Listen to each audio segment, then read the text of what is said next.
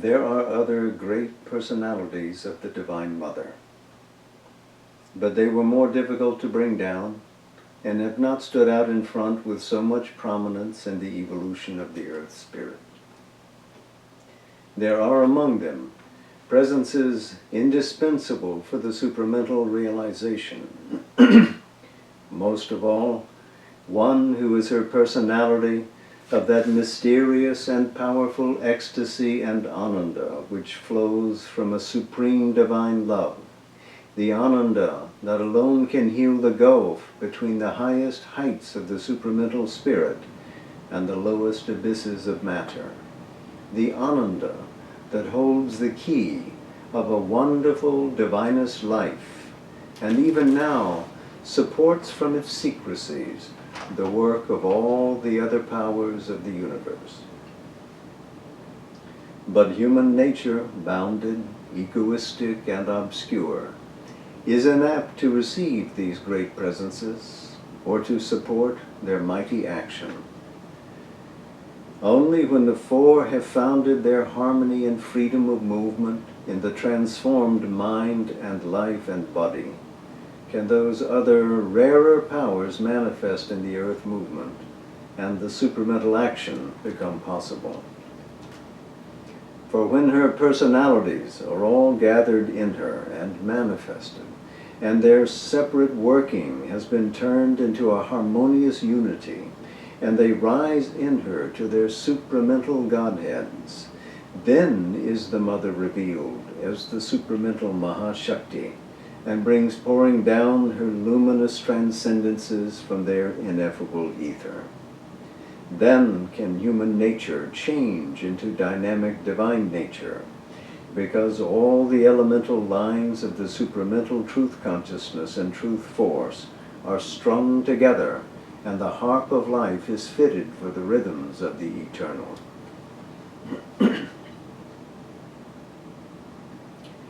If you desire this transformation, put yourself in the hands of the Mother and her powers without cavil or resistance, and let her do unhindered her work within you. 3 things you must have: consciousness, plasticity, unreserved surrender. For you must be conscious in your mind and soul and heart and life and the very cells of your body, aware of the Mother and her powers and their working. For although she can and does work in you, even in your obscurity and your unconscious parts and moments, it is not the same thing as when you are in an awakened and living communion with her.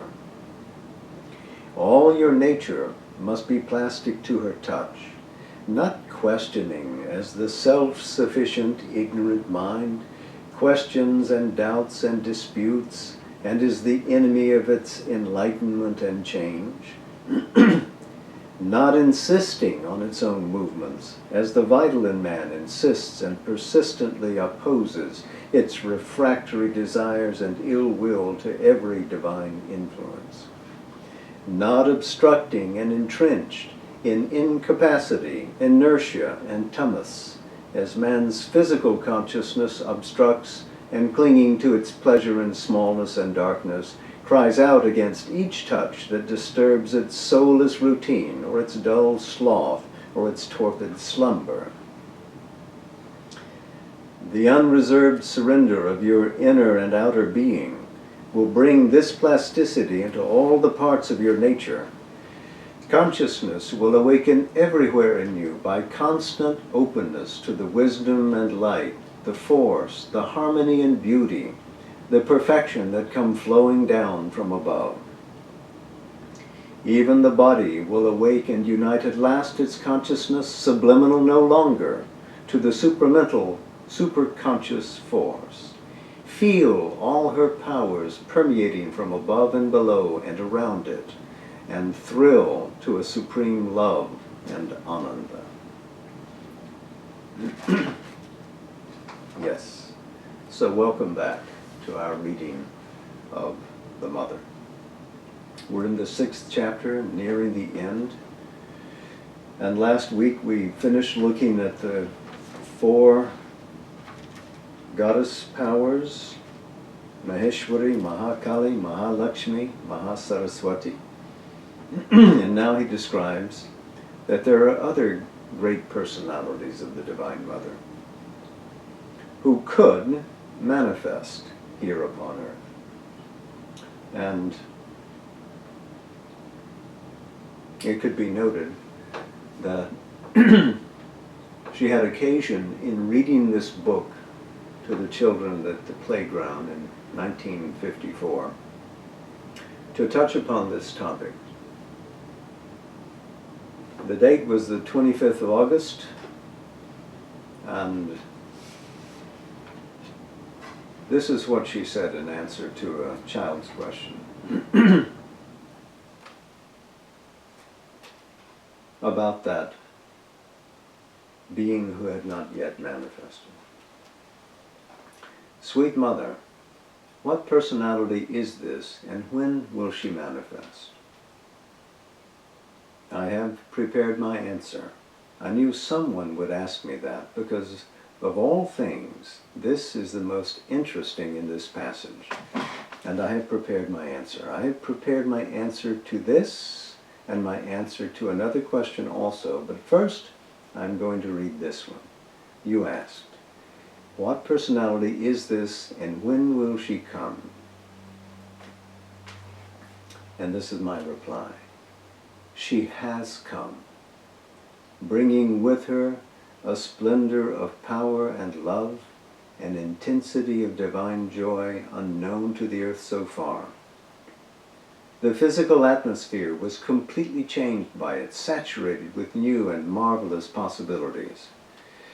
But for her to be able to settle and act down here, she needed to meet with at least a minimum of receptivity, to find at least one human being having the requisite qualities in the vital and physical nature, a kind of super Parsifal, endowed with a spontaneous and integral purity, but at the same time having a strong and balanced body in order to bear the intensity of the ananda she had brought without giving way.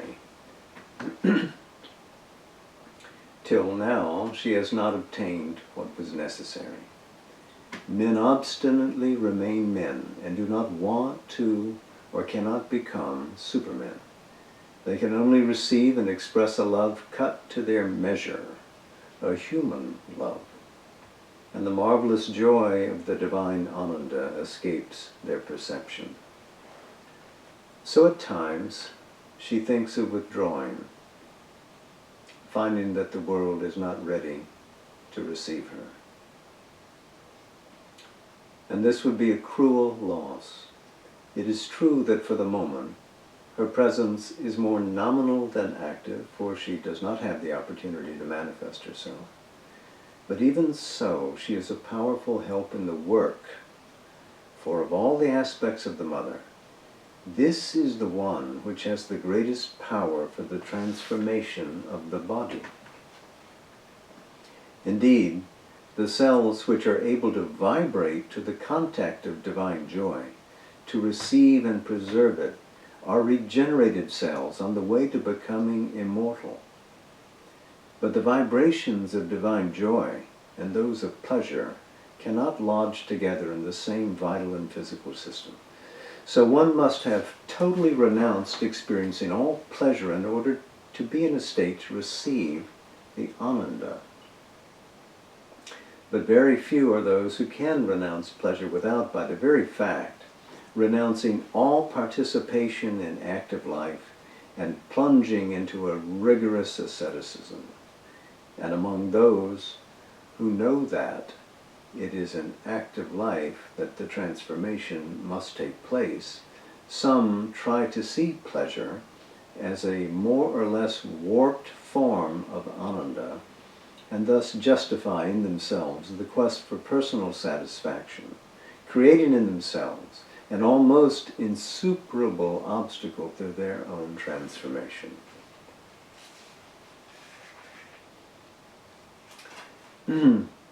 She continued a little later, but Mother, she came down because she must have seen some possibility.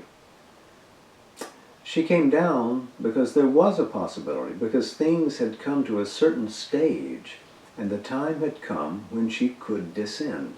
In fact, she came down because I thought it was possible that she could succeed.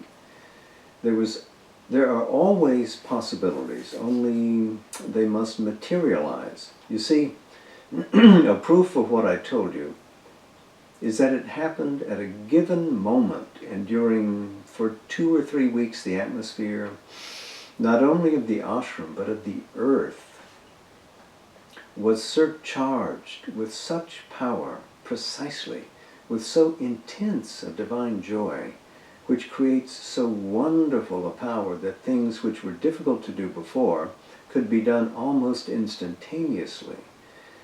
There were repercussions in the whole world. I don't think there was one among you who was aware of it. You couldn't even tell me when it happened, could you? When did it happen? Laughter. I don't know the dates. I don't know. I don't remember dates. I could tell you approximately like that. Perhaps if I consult my papers I could find the dates, but I don't know the dates. These, for me, are things which... All I know is that it happened before Sri Aurobindo left the body, that he had been told beforehand and recognized the fact. There was a terrible fight with the inconscient. For as I saw that the receptivity was not what it ought to be, I put the responsibility for it on the inconscient, and it was there that I tried to give battle. I don't say that this had no result, but between the result obtained and the result hoped for, there was a great difference. But I tell you this, you see, you are all so close. You bathe in the atmosphere, but who's aware of anything? You continued to live your little life as usual, didn't you? Someone says. I think it was in 1946, Mother, for you told us so many things at that time. Right. Sweet Mother, now that she has come, what should we do? You do not know? You try to change your consciousness.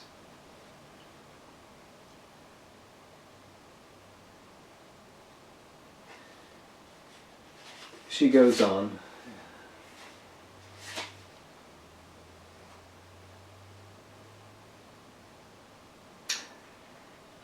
The question later comes, what is that other thing, Mother, that you have written? I thought someone would ask me, why doesn't she stay because of you, since she has come at your call? Why doesn't she stay because of you? But I have not been asked this. Tell us, Mother. For her, this body is only one instrument among so many others in the eternity of times to come, not having for her any other importance than what is given to it by the earth and men, and the measure in which it can serve as an intermediary to help in her manifestation and in her diffusion. If I am surrounded by people who cannot receive her, I am useless for her. This is very clear. So it is not that which will make her stay. And it is certainly not for any selfish reason that I can ask her to stay. And then all those aspects, all those personalities constantly manifest, but never manifest for personal reasons. Not a single one among them has ever thought of helping my body, and I do not ask them, for they do not come for that. But it is obvious that if I had around me receptivity, and they could constantly manifest because there were people capable of receiving, this would help my body enormously. For you see, all the vibrations would go through my body, and that would help it. But she has no opportunity to manifest, she has no chance. She only meets people who don't even feel that she is here. They're not even aware of it. It makes no difference at all to them. So how could she manifest? And I am not going to ask her, if you please, come and change my body. We don't have that kind of relation, and the body itself would not want it. It has never thought of itself. It has never cared for itself. And it is only through work that it can be transformed. Yes, surely, when she came, if there had been a receptivity, and if she could have manifested with the power she came with, even before her arrival, I can tell you one thing, that is, when I began with Sri Aurobindo to descend for the yoga, to descend from the mind into the vital, when we brought down our yoga from the mind into the vital, within 1 month, I was 40 at that time. I didn't look old. I looked younger than 40, but still I was 40. And after a month's yoga, I looked exactly 18. And someone who had seen me before, who had lived with me in Japan and came here, found it difficult to recognize me. He asked me, "But really, is it you?" I said, "Obviously." Only when we descended from the vital into the physical, then it was gone. For in the physical, the work is much harder. It was because there were many more things to change. But if a force like that could be manifested and received, it would have a tremendous action. Still, you see, it is. I am speaking about it because I thought you would ask the question. Otherwise, it is not. I am not in that kind of relation. You see, I mean, you take my body, this poor body. It is quite harmless. It does not at all try to draw either any attention or the forces, nor even to do anything else except its work as well as it can. And that's how it is, you know. Its importance for the work is in proportion to its usefulness and the importance the world gives it, because the action is for this world. In itself, it is one body among countless others. If you could have taken a small decision to feel your psychic, I wouldn't have wasted my time.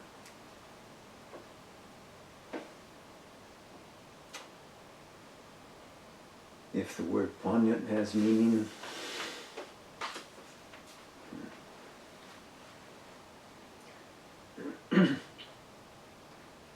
so, shortly after his experience on the 24th of November in 1926, a day we marked yesterday as Siddhi Day, Sri Aurobindo had the opportunity to make some notes in a little spare time. And some of those notes we may want to look at more completely. But among the notes is this. Perhaps it refers to the unmanifest goddess powers that he alludes to in this paragraph we just read. The secret name of the Supreme Mahashakti signifies love, bliss, Ananda. Creative and formative knowledge power, Chit Tapas. Support, covering, pervasion, Sat. For the Supreme is Ananda, unifying consciousness and existence in the single power, Shakti, of these things. And he's written in Sanskrit and Devanagari to the side, Mayo Bhu Radha. And then underneath that, Mahamaya Para Prakriti. Mayo bhuvaha. Mayo bhu is a term that occurs frequently in the Rig Veda. Mayas, pleasure, felicity, ananda. Bhu, the great being. So, Mayo bhuvaha would be one or those who bring great felicity. There's a prayer in the Rig Veda in the first mandala. See if my eyes are good enough to read it. Tanno vato, mayo bhu vatu, veshajam tanmata, prithvi tatpita dyahu. In other words, it's a prayer for bliss that says, May vata, bring us pleasant herbs. And so may pleasantness come from the Divine Mother of the earth and the Divine Father who is above in heaven. Prithvi Yahu. So, Sri Aurobindo's reference here may go all the way back to the Veda to find connection to this.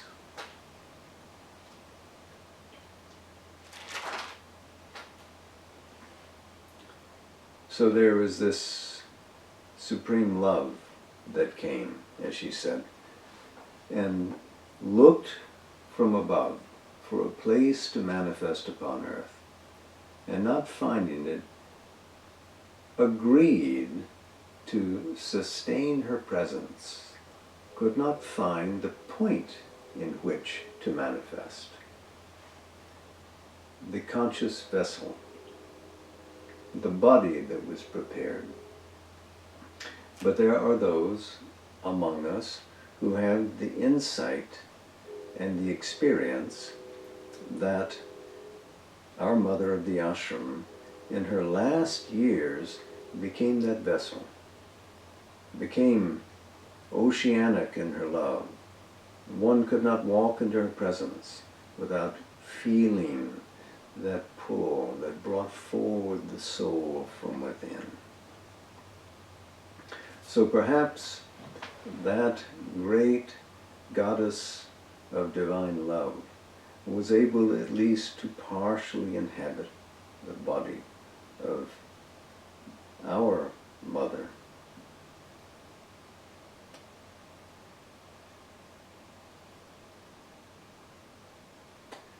This idea that this connection coming from the source of Ananda, which is the very fount of the creative power, there is no reason for Sat to manifest itself, there is no reason for the conscious power to exert, except for the play of Ananda, for the delight, the multiplying of the one into countless forms, playing hide and seek with itself in a darkened universe, discovering the powers of evolution out of the original involution and driving them back to their secret source above.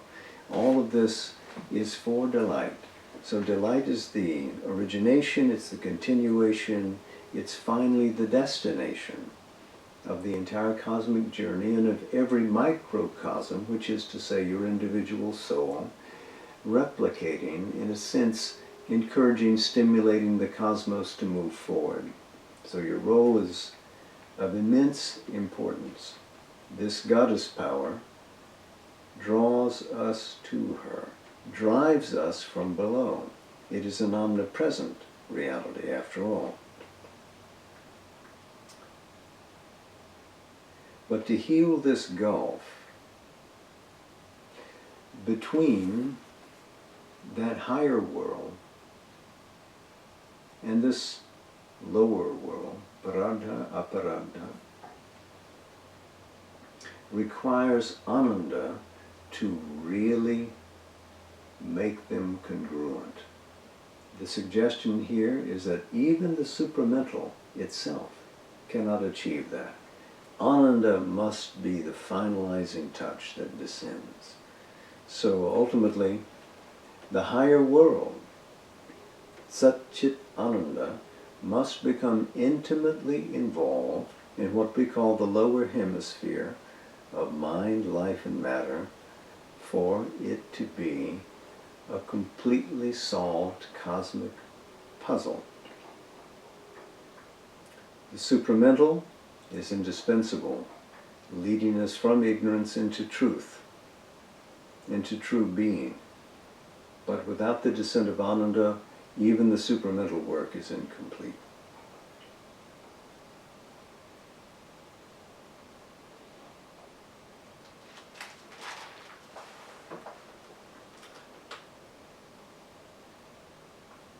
He writes, only when the four have founded their harmony and freedom of movement in the transformed mind and life and body can those other rarer powers manifest in the earth movement and the supramental action become possible. So these intermediate powers, perhaps this great power of love which Radha symbolizes, it's what he's referring to here. The four, again, Maheshwari, Mahakali, Mahalakshmi, Mahasaraswati. Mother observed in 1962 that these four were in constant play around Sri Aurobindo all the way up until he left his body. You remember that I mentioned that in his record of yoga, he makes a frequent reference to the combined action of these great powers of the goddess who were working in his mind, in his heart, in his physicality to make changes. So her intimation was that perhaps they were not so active after his departure. She found them sometimes a little limited in their perspective because each goddess power, Mahakali, wanted to act with great strength.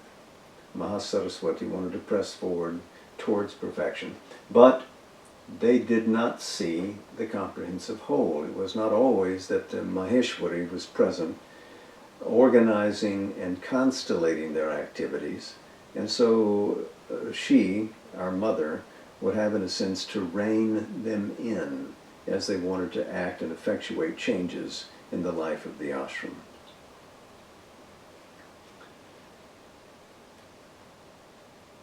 Also note in this sentence, can those other rarer powers manifest and the supramental action become possible?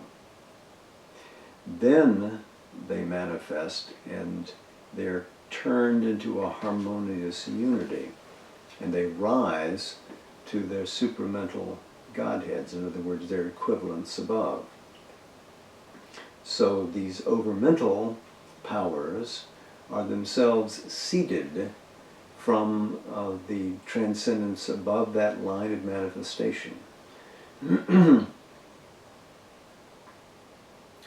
What it means, if they were to transform life here, is that they would be extending the harmony of their vision and their power, not only into the individual yogin or yogini, but into a harmonized and perfected social order as well.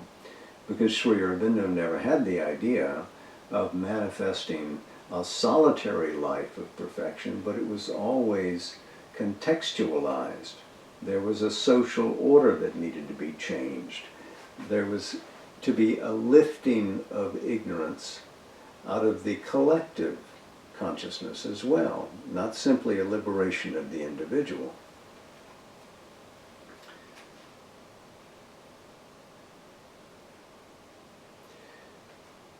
This is another point that he makes in this paragraph, that as these four, in a sense, are brought to their supramental origins, then the mother is revealed as the supramental Mahashakti.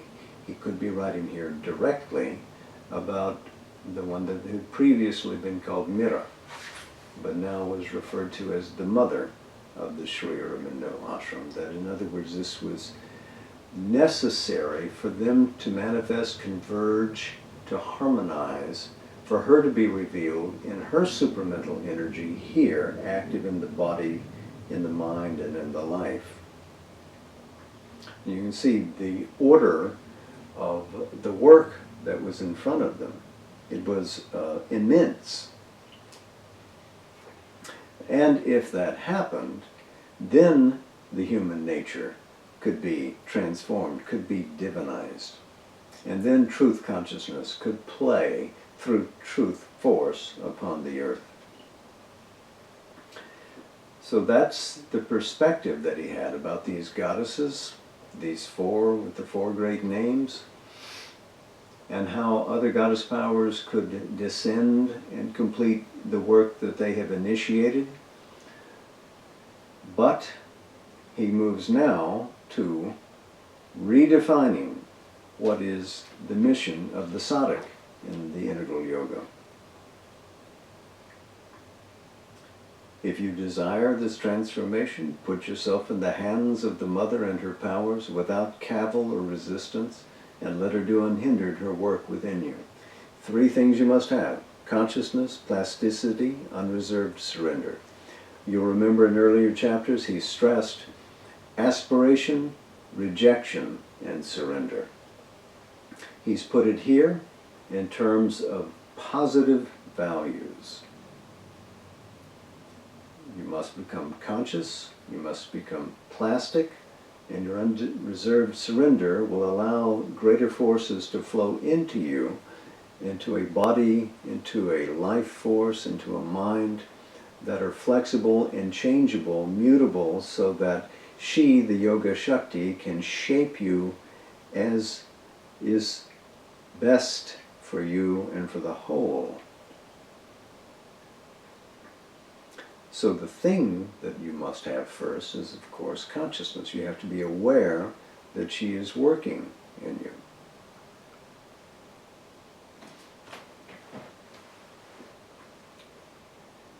Must become aware of the Mother and her powers and their working.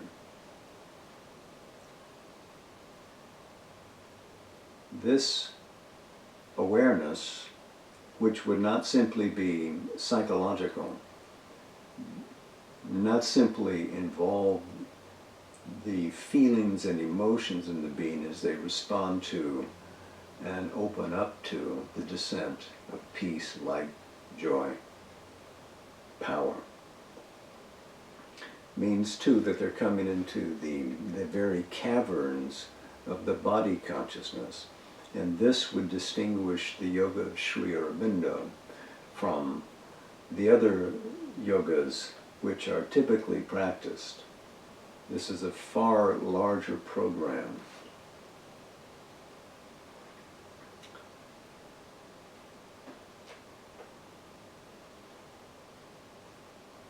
These luminous transcendences we might want to place into some sort of cosmological order, some kind of sense. We remember at the beginning of this 6th chapter, as he was describing that the Mother has three ways of being. She is transcendent, she is universal, she is individual. Well, first, the transcendent Mahashakti is above the play of Ananda. So if we have Satchit Ananda, and then the connecting world of the supramental, leading into the involution of truth power into mind, life, and matter, then the transcendent Mahashakti would have a reach above even Satchit Ananda. She would hold Ananda in herself. She would bear within her the supreme divine. She would be Paratpara, not simply Para, but Paratpara. Then, as she becomes the Mahashakti immanent in Satchit Ananda, that is another level of being. In other words, out of that unknown, she is asserting herself as a positive being. And here she is based in Ananda. And then there's the third level, where the Mahashakti becomes supramental and is immanent in the worlds of the supramental. Finally, she becomes here the cosmic Mahashakti, and she is immanent in the lower hemisphere of matter, life, and mind. So the immanence begins still in the transcendence, because all above the level of the mind is transcendent to our consciousness. But there are levels and levels, layers and layers of being, descending from the absolute into positive being, Satchit Ananda, and then as Satchit Ananda extends itself into the perfect harmonic creation of the supramental order and worlds. All of that is the transcendence. So those transcendences can all flood down to the earth, but only through the supramental realization. So everything that we do that would connect Parardha to here is done in the physical body, because that is the point of convergence. Otherwise, what realization you might attain would merely be inwards. One other point, when Sri Aurobindo is making an expression about uniting at last the body's consciousness, subliminal no longer, here he seems not to be taking the sense of subliminal, the way that he expresses it in his letters and in his later writings in the Life Divine when he revises that great text. He seems to mean here the original sense of the word, under the threshold. And what he is doing here is contrasting the consciousness of the body with the elevation of the supramental force. So I think I've kept you a long time this evening, and we'll read from Savitri in a moment, but it looks like we will finish the Life Divine, we will finish our work in the Mother next week on the 2nd of December, which is, of course, when the International Center of Education has its annual program. So we'll enjoy that day.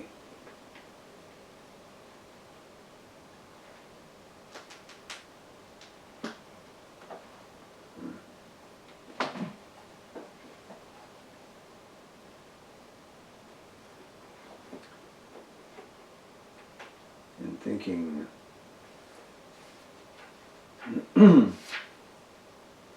of what that descent is, and remembering why we came, we can look at Book 3, the Book of the Divine Mother, Canto 4, The Vision and the Boon. This is page 343. I saw the omnipotence flaming pioneers over the heavenly verge which turns towards life, come crowding down the amber stairs of birth. Forerunners of a divine multitude, out of the paths of the morning star they came, into the little room of mortal life.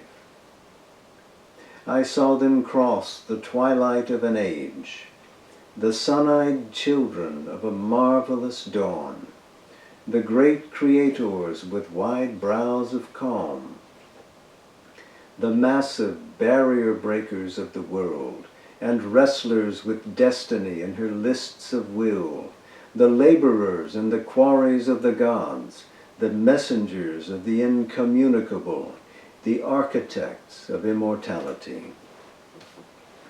Into the fallen human sphere they came, faces that wore the immortal's glory still, voices that communed still with the thoughts of God, bodies made beautiful by the Spirit's light, carrying the magic word, the mystic fire, carrying the Dionysian cup of joy, approaching eyes of a diviner man, lips chanting an unknown anthem of the soul, feet echoing in the corridors of time.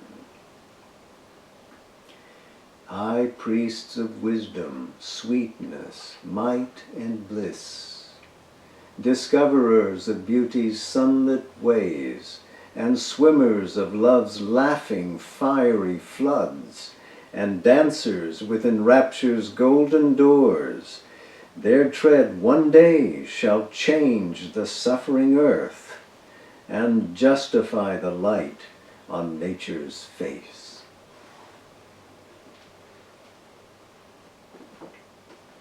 So, thank you again. Before I close, since we still have the afterglow of the 24th of November with us, here's the message, which you'll find in Letters on Yoga, Volume 4. Where you are? In the Mother's presence here and close to me. Where you are going? Towards union with the divine through dedication and service. What you are doing here? Service and self-giving to the divine. The rest depends on the simplicity and fullness with which you give yourself and serve.